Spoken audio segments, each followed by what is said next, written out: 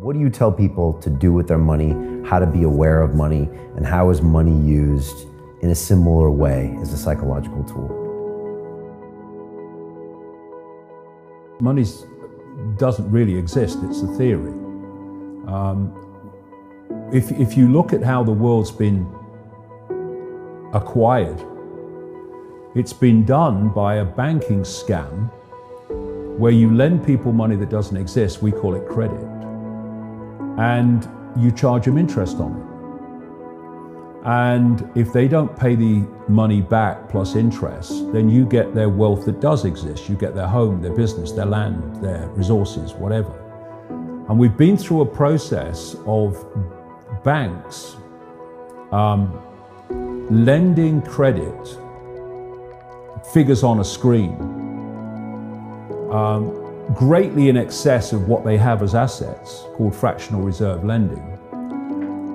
And then when they can't pay it back, because often the banks have taken actions that have crashed the economy, like in 2008, the banks then get all the things they've lent money on, the real wealth of the world. And what's happened in this process of lending credit, getting the real resources when they can't pay back the credit, has sucked the wealth of the world, the real wealth of the world, into the hands of very, very few people, and left out there most of the rest of the population with something called money. And money only buys anything because we take it seriously. You know, if it's just a piece of paper, and this is the point, it's meant not even to be a piece of paper, it's meant to be purely electronic.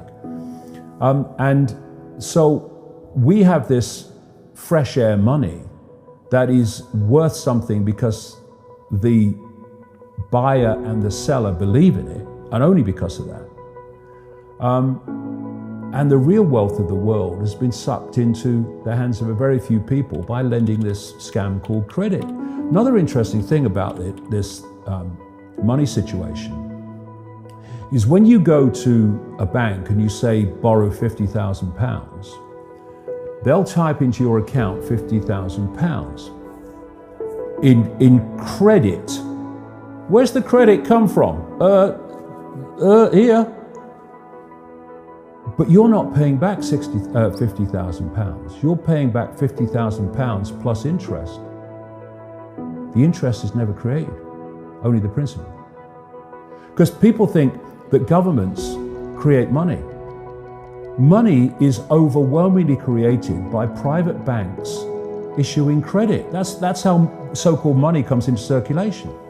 So what this means is creating credit for the principal but not the interest, is that at no point is there ever enough money, credit or otherwise, in circulation to pay back all the debt and all the interest on the debt outstanding. So people losing their homes and their businesses and their resources, etc., is built into the system on purpose. Now, when there's an expansion of the money supply, an expansion of money in circulation, Peter paying Paul, that seems, you know, to hide it to an extent.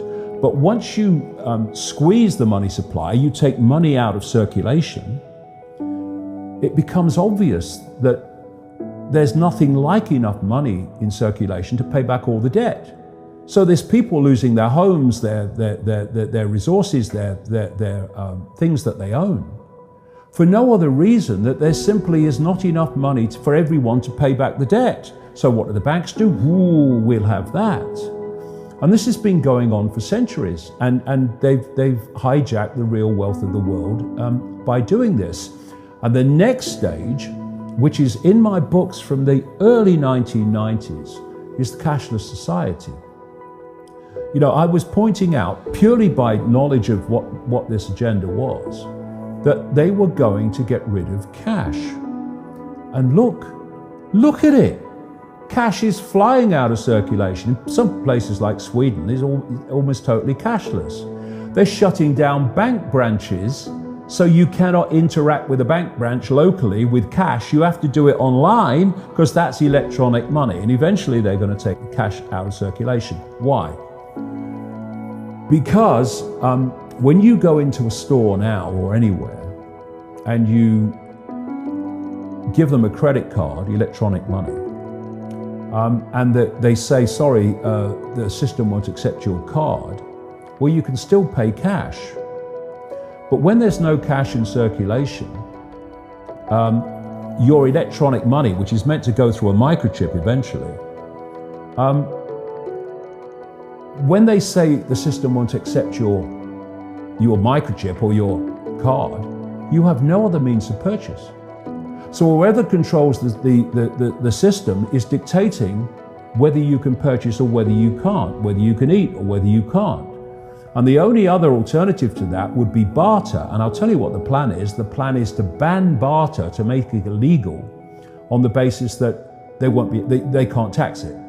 So that's along the line as well. How does cryptocurrency play into this? I'm not saying that there couldn't be good things with things like Bitcoin and stuff like that, as long as cash stays in circulation. That's the key. While cash is in circulation, you have other points of or ways of purchase. Once there's no cash and you have only cashless digital currencies, then whoever controls them controls everything. And not only that, they can wipe your bank account. If you're a dissident to the system, as this moves on into more extremes, they can wipe your bank account. And it's just gone. Because all it is figures on a screen. You can wipe figures on a screen in a second. You can, from a central point, crash the entire economy by controlling digital money and digital processes. And the idea eventually, problem, reaction, solution, create the problem and then offer the solution, is to have a gigantic crash, which they will instigate, and then to overcome the crash, they will propose a totally new economic system of central control to be the solution to the problem they've created, which is crashing the economy. And the more control they have over money digitally, electrically, the easier it is to do that.